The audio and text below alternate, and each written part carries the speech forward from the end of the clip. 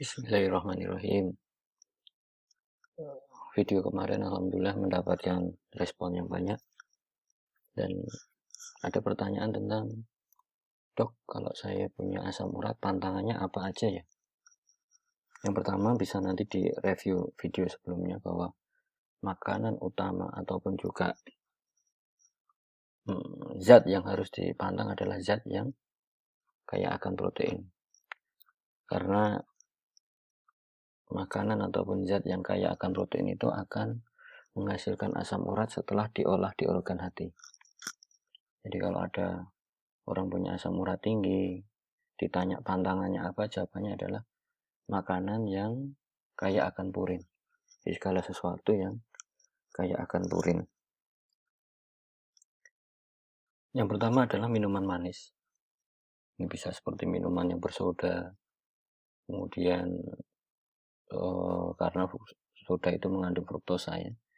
Karena makanan manis ini akan menghambat ataupun juga mengganggu di dalam metabolisme dari purin, sehingga nanti purin di dalam tubuh akan meningkat, diolah oleh organ hati, sehingga asam urat akan naik.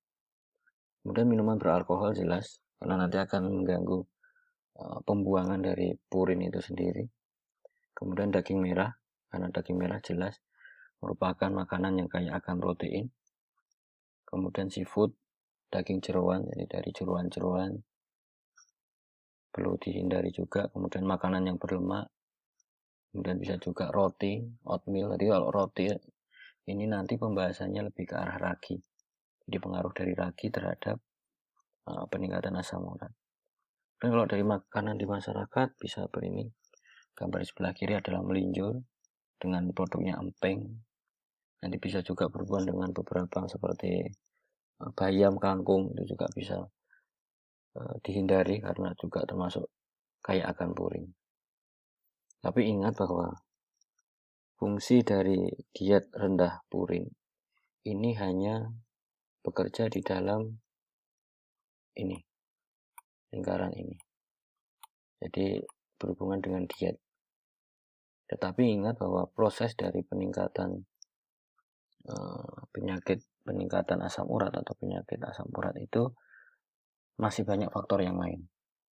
Ada faktor genetik, ada faktor sindrom metabolik, ini juga harus diperhatikan. Kemudian ada gangguan ginjal, ada penggunaan obat-obatan.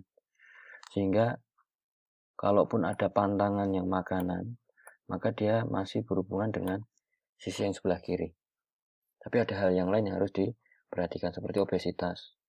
Jangan sampai mengalami berat badan yang berlebih karena bisa mengganggu proses metabolisme sintesis jaringan.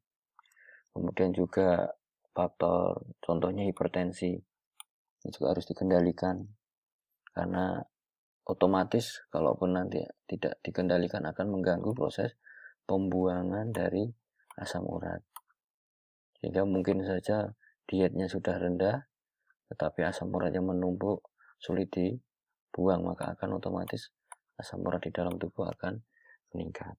Mungkin ini bisa kami sampaikan untuk menjawab pertanyaan tentang pantangan apa yang harus dikendalikan. Nanti bisa dilihat videonya lagi untuk mendapatkan lebih memahami tentang apa-apa aja yang harus dipantang. Terima kasih.